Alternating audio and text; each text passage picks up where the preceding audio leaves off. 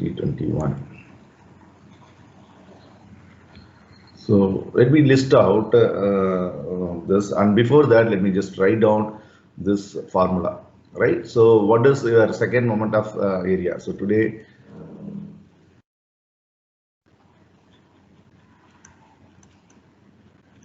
area, or this is called area moment of inertia.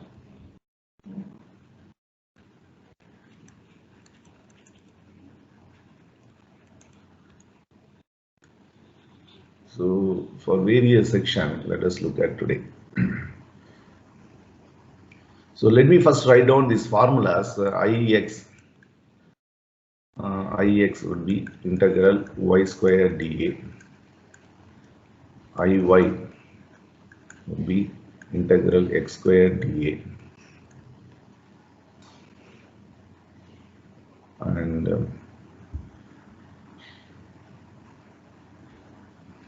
right. And see, we were also doing parallel axis theorem, and we have learned about parallel axis theorem. So what is that? Is Ix, I can write it as Ixg plus area into dy square. Iy will be Iyg plus area into dx square. And then there is something called what is called the radius of gyration about x-axis and y-axis. Radius of gyration. So when you remember radius of gyration, you could have done in your physics, that is related to mass moment of inertia. Right, mass moment of inertia is what you defined as m into k square. You write that where ky is what is radius of gyration, say. So similarly, that can also be applicable for sections. So what do you mean by radius of gyration? If I have my section, for example, I have this rectangular section, and this rectangular section moment of inertia about its base, say it is Ix. I have my centroidal axis for this here, that is say xg axis, and now the dimension of that is this is b and this entire depth is d. Then whatever these mathematical definition can be applied and we can get it. So that we were discussing in the last class itself. So Ixg is what is the b dq by 12 that we have.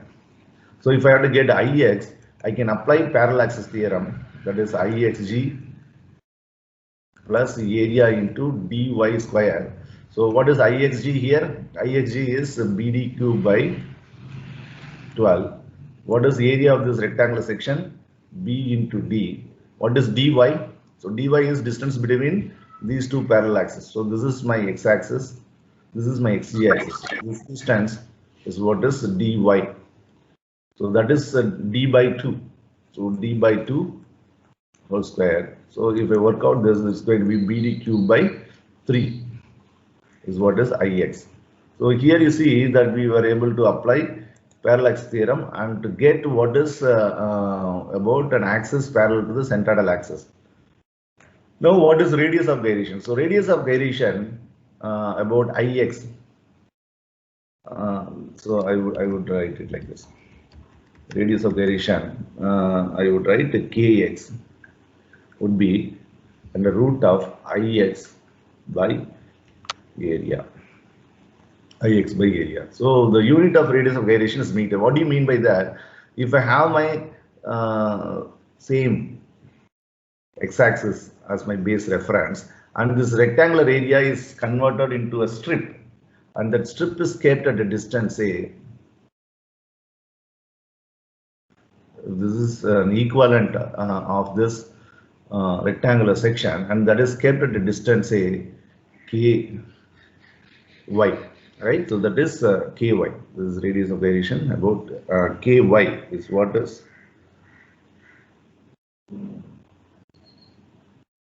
right? Yeah. Sorry, radius of gyration about x-axis. I'm sorry. This is correct. Kx is equal to Ix by A. So this is what is Kx, radius of gyration. So this distance, if I keep, that's going to give me This should be same as that of what is that is the area times kx square, right? So whatever that I have about x-axis, just a minute, so writing it here, I should write it here. So I have about x-axis here bd cube by 2, bd cube by 3, right? So what is my kx would be obtained when I have this moment of area moment of inertia about x-axis as bd cube by 3, and if I shrunk this area and kept it at a distance kx, and whatever that I would have is what is should be same as that of this area moment of inertia. So if that is so, I would have this is equal to area into kx square, right? So kx is defined now as the root of ix by total area. So for this section that you can find out now, so what it will be? It will be bd cube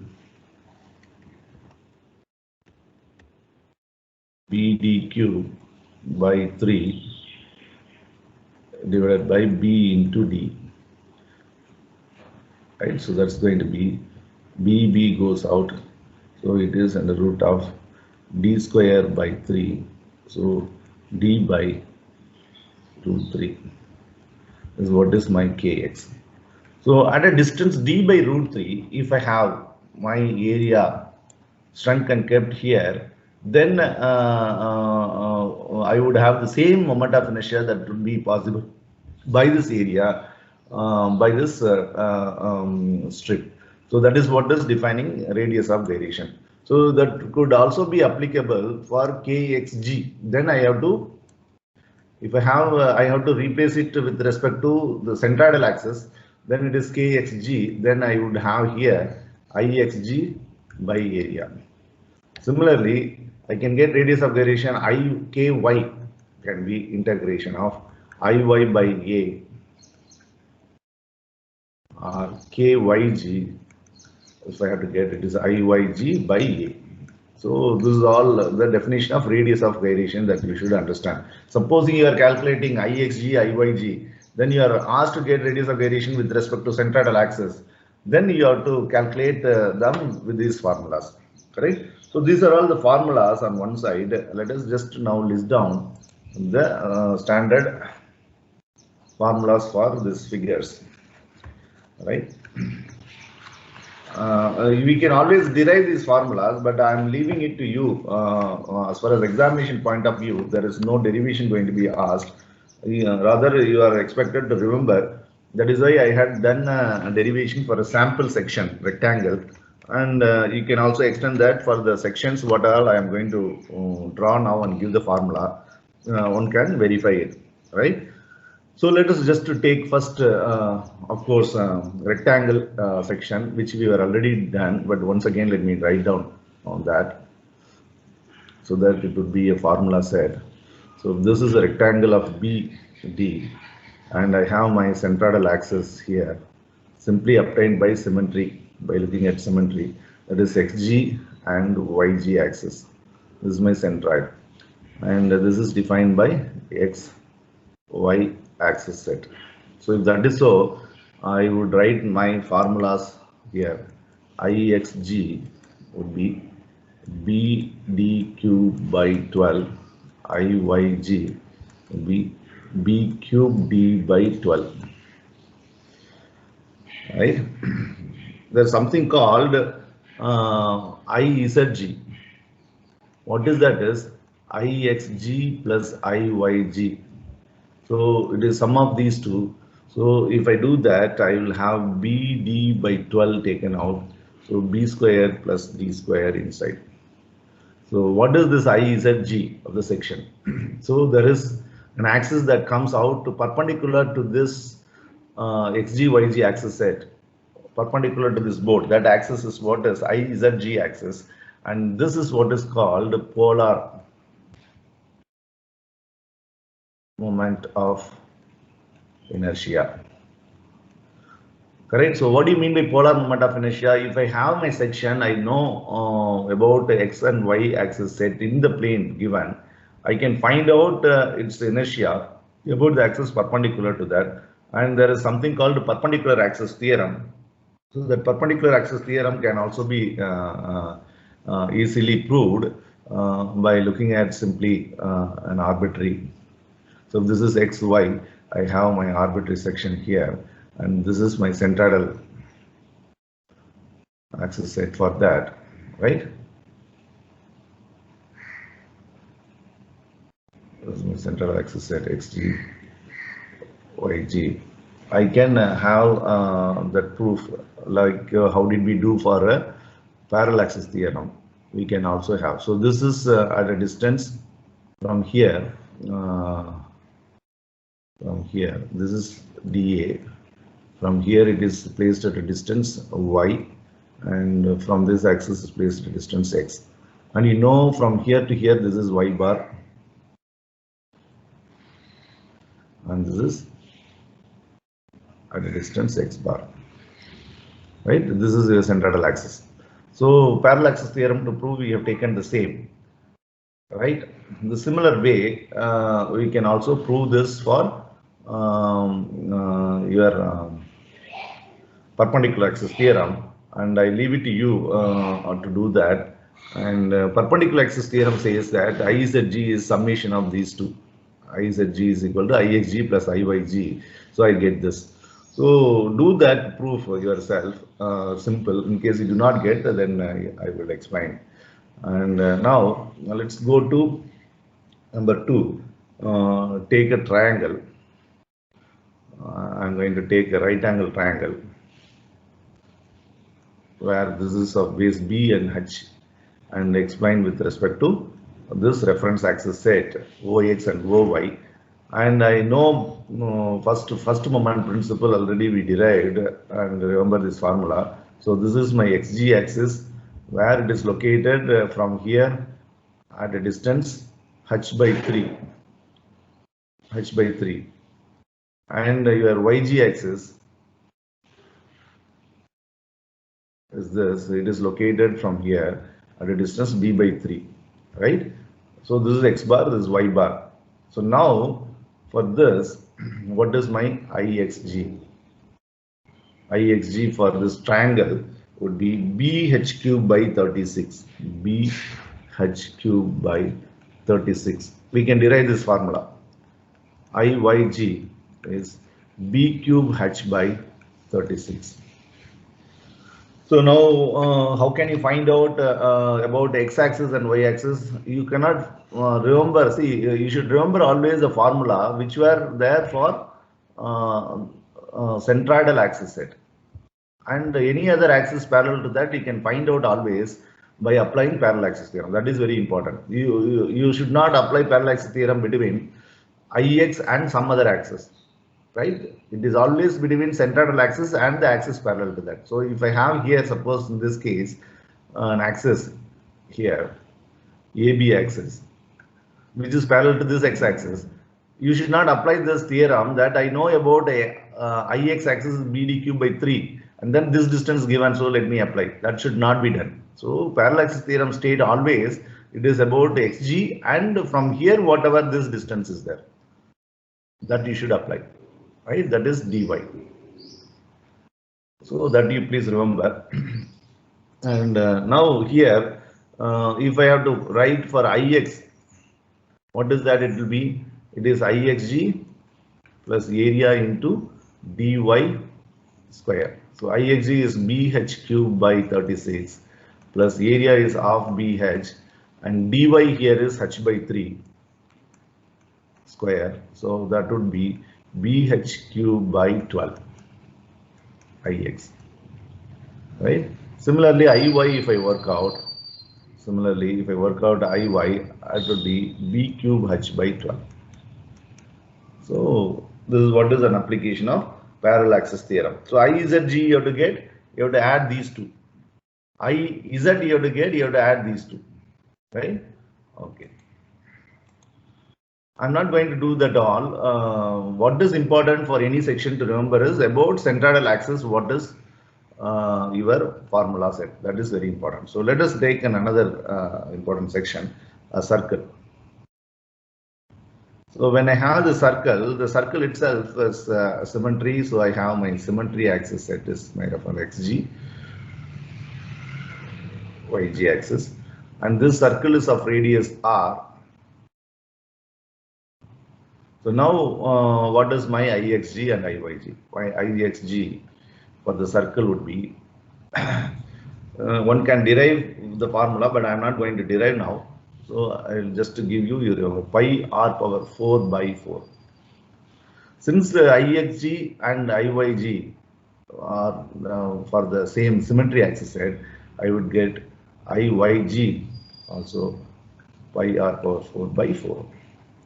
So if I have to get my IZG, which is very important, rotation of circular shafts when you study, like you have bending equation, you have something called a torsion equation. So in torsion equation, you require polar moment of inertia. So when the circle is extruded, that forms a mechanical element called a circular shaft. And circular shaft is used for power transmission. If the circular shaft is rotating, then you see that the load carrying capacity or power transmission capacity depends upon the polar moment of inertia value. So that would be about an axis coming out of this board from this point, CG point. So IZG would be IXG plus IYG. So that's going to be pi r power 4 by 2. Right? So these are the formula that you should remember for circle is concerned. So we can also have a section which is not circular, it can be of semicircular section. So if it is of semicircular section, I have my diameter base and the semicircle is represented like this. So this is x and this is my y-axis, or I can say, okay, this is my y-axis. And I have here my centroidal axis. By symmetry, I could write this is my yg axis, and we have derived location of xg axis by finding out y bar equals 4r by 3 pi. You remember that. So where r happens to be radius of this, right? So this axis set is what is my xg axis. So now, what is the formula about IYG? See, IYG is a symmetry axis. I have this side one quarter circle and the other side one quarter circle. So the formula of that would be, about IYG would be whatever that I have here, half the value of that, that is going to be pi r power 4 by 8. What do you have it for circle? That will be half the value here, IYG, because IYG is a symmetry axis. I have both sides my quarter circle. And IXG value is not readily obtained. So IXG value, how do you get, is IX minus A into dy square. See, look at very interesting here. I apply parallel axis theorem. IX equal to IXG plus this. But IXG is what is I needed, that I do. Why? Because IX here is very much readily. IX is half this second moment of area. So whatever for a circle is there, half the value is what is about this base. So that is again pi r power 4 by 8 Ix. So that I should substitute here, pi r power 4 by 8 minus pi r square is what is by 2 is what is area, and dy here is 4r by 3 pi square. So if I work out this, I would end up with the formula IXG is 0.1097 r power 4 is what is IXG. So you should remember this, very, very important, right? See that IYG is straightforward, half the value of what is there for a circle. Whereas IXG is not half the value of what is there for a circle, because IXG axis is not a symmetry axis here. But you know that it is a semicircle, about x-axis I can find out. by the definition of y squared, integral y squared dA, that would result in same as pi r power 4 by 8 here. So if Ix is pi r power 4 by 8, which is parallel to the centroidal axis, using parallel axis theorem, I would be able to get what is my Ixg. So that is what is this formula. So what is that you should remember is this formula, and this formula is very important to be remembered, right? Okay.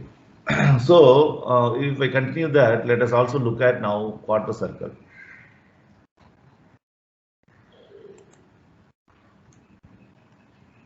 This is fifth section, quarter circle. So this is x and this is y. And we have already done first moment of area, and we know the centroidal axis. This is xg axis and this is yg axis. And here you see that about x-axis, ix axis are equal to iy axis. It is 1/4 of the circle quadrant, right? That formula will be 1/4 of what is there for the circle that he had. So what is that? It's going to be pi r power 4 by 4 is what he had for a circle. 1/4 of that, so it is 16. So this is about this x-axis and y-axis. So about xg and yg axis, I can again apply parallel axis theorem and find out, right? You can apply parallel axis theorem and find out, or you have it here, whatever that is there. You can look at it. So what is there about Ixg? Here you have half the value is what is here for Ixg. So Ixg would be 0.1097 r power 4 by 2, and the same would be for Iyg as well. So please remember this.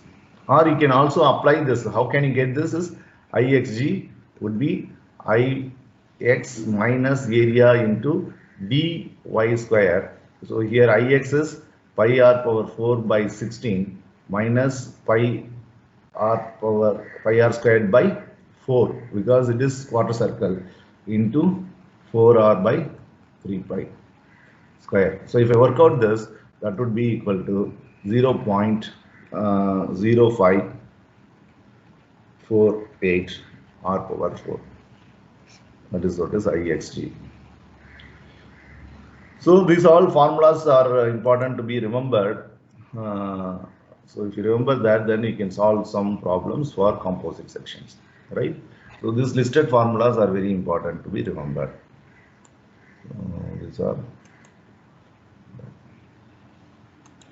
These are the 5 formula sets that we have just now done. We will go with solving some problems, right? So I will solve one problem, then we will get into